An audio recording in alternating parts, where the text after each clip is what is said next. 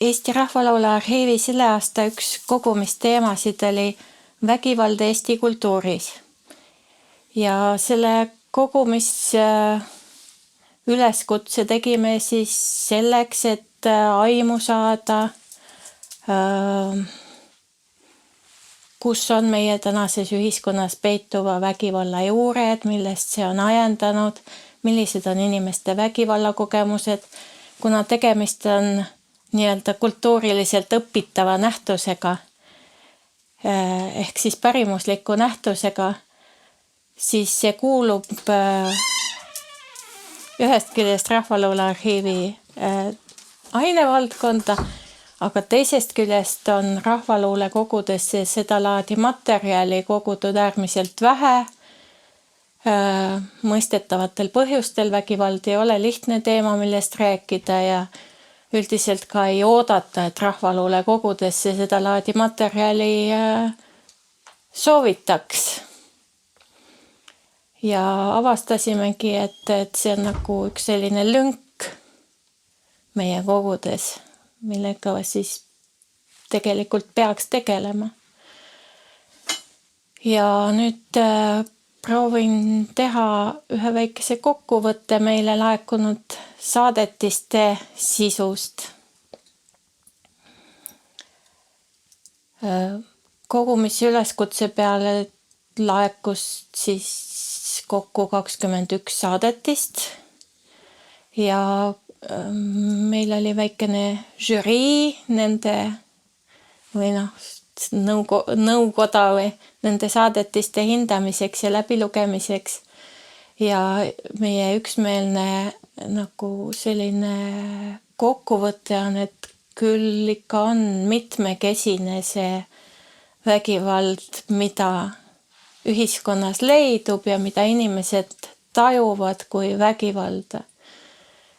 Meie küsimustikus loomulikult oli juhitud ka tähelepanu erinevatele võimalikele aspektidele, ehk siis vägivald laste seas või kuidas üldse nagu lapsi kasvatatakse, kas laste kasvatusest tuleb vägivalda ette ja siis edasi nagu siis täiskasvanu elu poole ja siis selliseid folkloorseid küsimusi esitasime nagu, et kas on vanasõnu või naljalugusid isegi või vägivalla anekdoote, musta huumorit. Neid viimaseid meile eriti palju ei saadetud. Aga üldine oli ikkagi see, et sõna vits oli peaaegu kõikides saadetistest tuttav sõna. Et kui alustadagi lapsepõlvest, siis ikkagi lapsi on,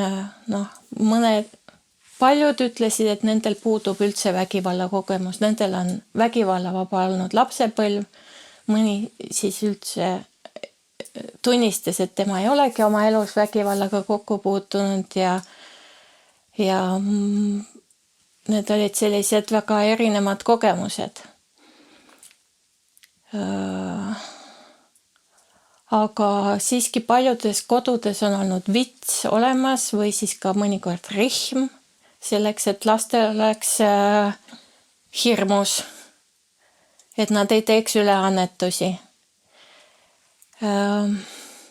Ja üks kirjasaatja siis tõigi esile, et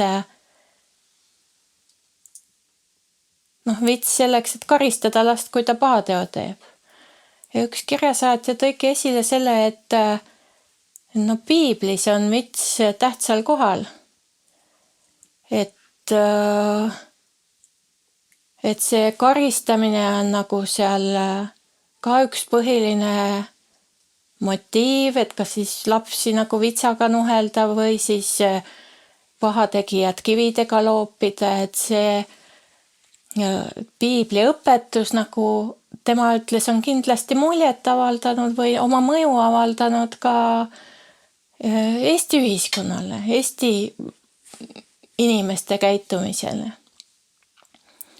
et kui piibel näeb karistamist ühte loomuliku või vajaliku käitumise osana, siis sellel on oma mõju olnud. Kui palju seda vitsa on kasutatud, see on väga erinev olnud.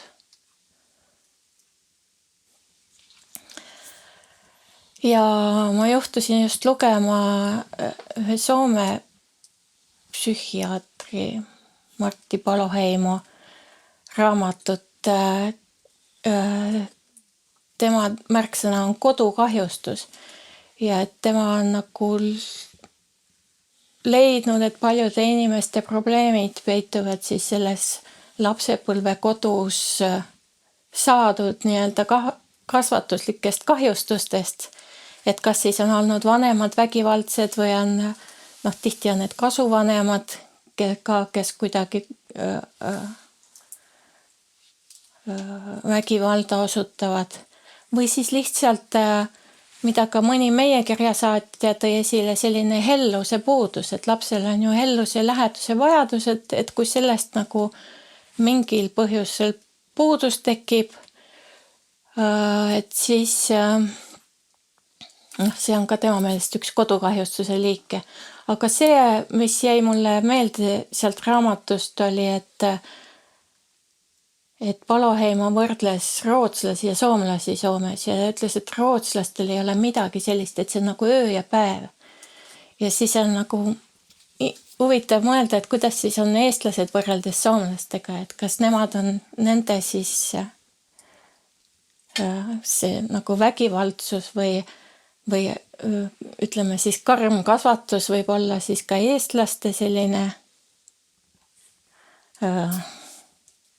tunnuslik joon. Vot ei tea. Ja kui nüüd nende meie saadetiste juurde tulla, siis meie kirjasaatjad on tihti vanemas eas ja sinna tuleb hästi sisse see sõjaaeg.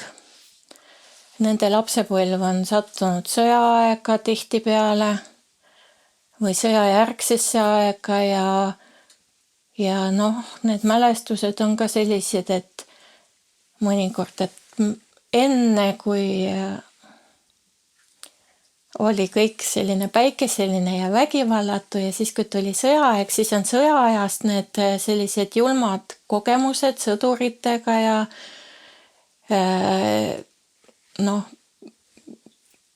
üks mees mäletab, kuidas NKVD-lased tema isa peksid ja et see on nagu tema, ise oli siis väikene poiss, et see on tema nagu mällu tugeva jälje jätnud.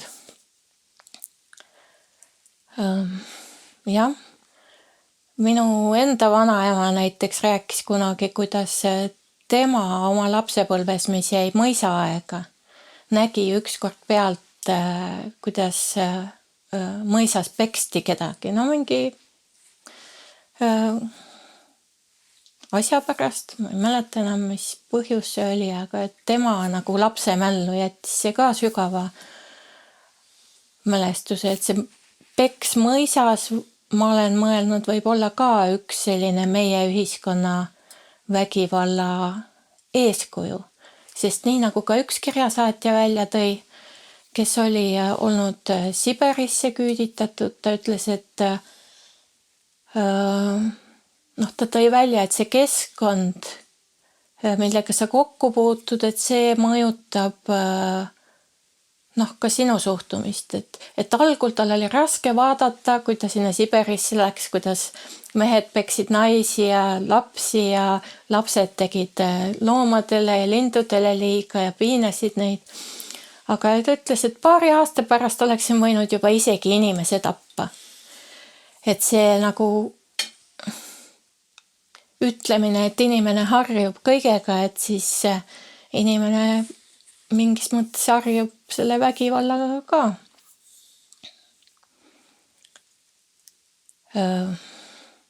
Ja siis nüüd tagasi tulla sinna sõjaaega ja sõjajärgsesse, siis on ka need mälestused, et kuidas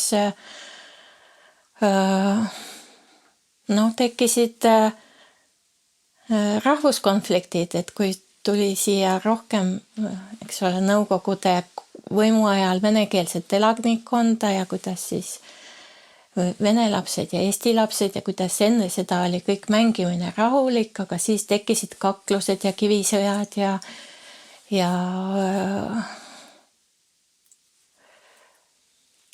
noh, et need suhted ka kujunesid kuidagi.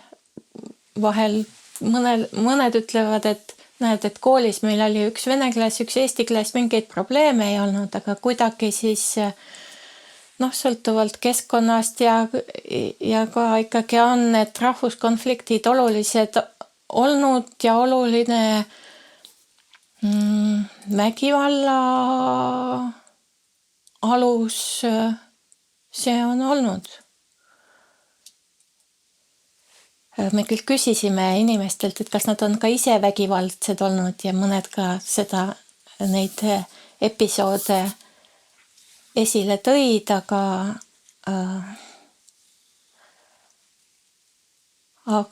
kaunis raske on saada selle vägivallatseja vaatepunkti või tema mõtteid või tema motiive nagu pildile või kätte või jutustama neid.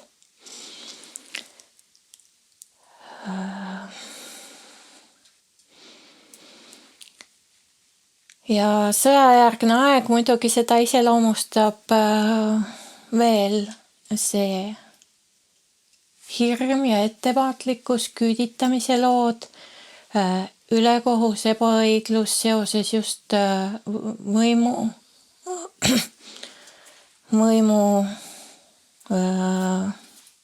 ette võetud sammudega.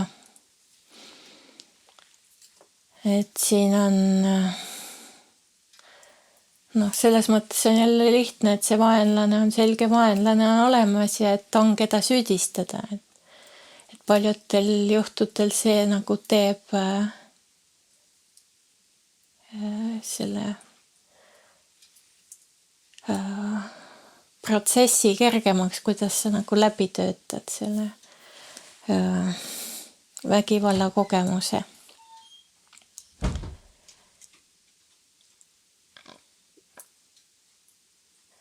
Ülemuste ringkondades levis korruptsioon, et ikkagi nagu oli tavaline see, et taheti omale kasu saada, aga nüüd kui leidus mõni selline, kes sellele vastu hakkas, kes nagu ei leppinud sellega, et ülemused nagu võtavad endale rohkem või saavad mingeid hüvesid, vot nendel olid eriti sellised karmid lood või et kättemaks, et sealt võis oodata kättemaksu.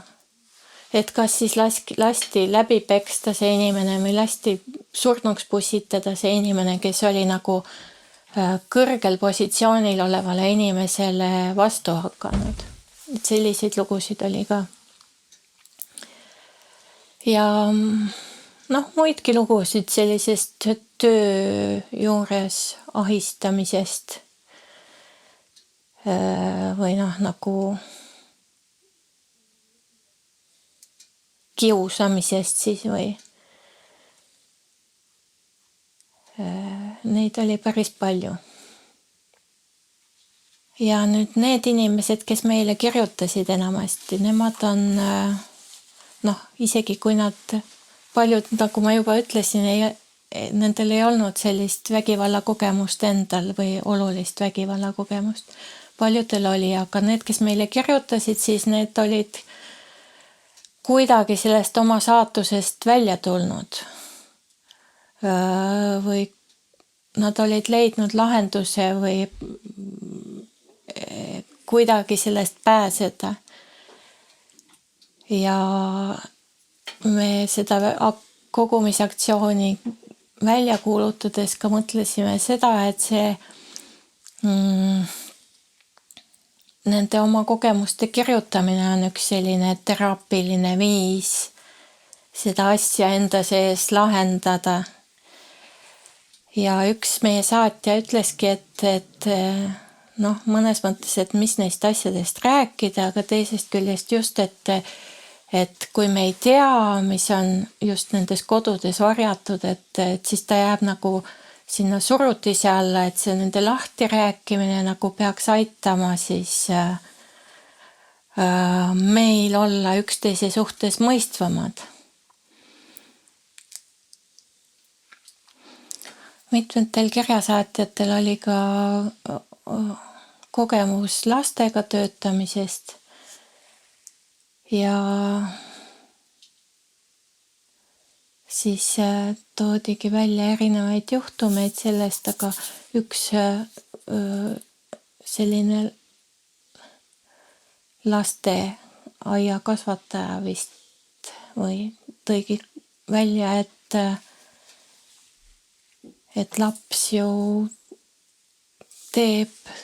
kujundab oma elu nagu vanemate eeskujul, et nii nagu vanemad ette näitavad, nii siis teeb ju laps järgi, lapse ülesanne on ju matkida vanemaid. Ja et tal oli ka selline groteskne näide, kuidas laps mängib nukuga ja annab talle peksa. Et näed, kui sa olid paha laps, siis annan sulle peksa. Ise ju laps ei mõtle seda asja välja, et see on just nagu selline õpitud, matkitud tegevus. Ja noh, ikka üks kokkuvõte oli ka see, et alkohol on see põhjus, miks siis tekib perevägivald. Aga muidugi oli ka neid lugusid, kus kambaga rünnatakse kedagi tänaval. Ja kindlasti jäi nendest saadetistest mulje, et varasemal ajal see, kuigi võib-olla on koolikiusamist olnud, aga et see nii nagu suur ja valdav probleem ei ole olnud. Ja siis aga kooliga seoses oli mitmeid lugusid ka õpetajate poolsest kiusamisest. Kuidas õpetajad on rakendanud oma võimu siis nende laste üle, kes neile ei meeldi.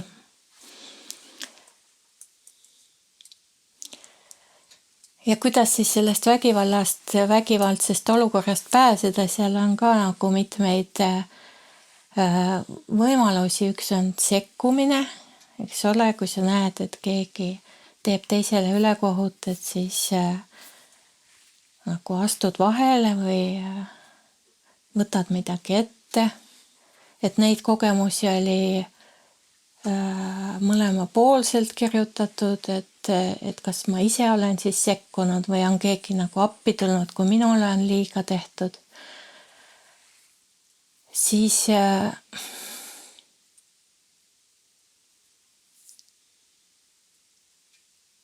teine võimalus on, eks ole, ise oma tarkuse või jõuga vastu astuda sellele võimalikule vägivallale, et kes siis on piisavalt osav selline võtete kasutaja. Üks mees kirjutas, et kui ta õhtuti Tallinnas käib, siis alati on tal nuga taskus, pussnuga.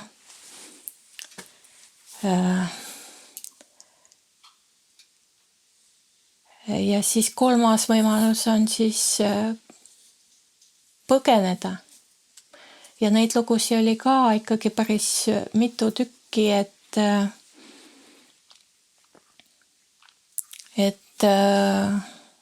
kus naised on kodust põgenenud oma vägivaldse mehe eest ja linna peal või kuskil naabrite juures siis varju leidnud seni, kuni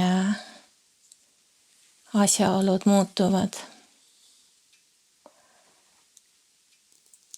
Ja muidugi on selliseid olukordi ka, kus ei saagi midagi teha, et ei ole võimalik põgeneda ja see teine on nii palju tugevam ja võimsam, et lapsed on kindlasti vanemate meelevalla all, kui vanemad on vägivaldsed, et midagi pole parata. Need on asjad, mida tahaks tegelikult kiiresti unustada. aga ei ole ka mõtet teha nägu, et selliseid asju ei ole olemas. Selles mõttes see meie kogumisaktsiooni pilt oli ikka väga mitmekesine, ühest otsast selline leebe ja tore ja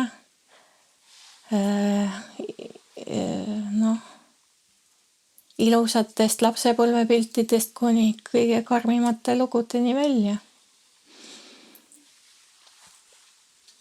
Ja tahakski tänada kõiki, kes võtsid vaevaks meile oma kogemustest kirjutada.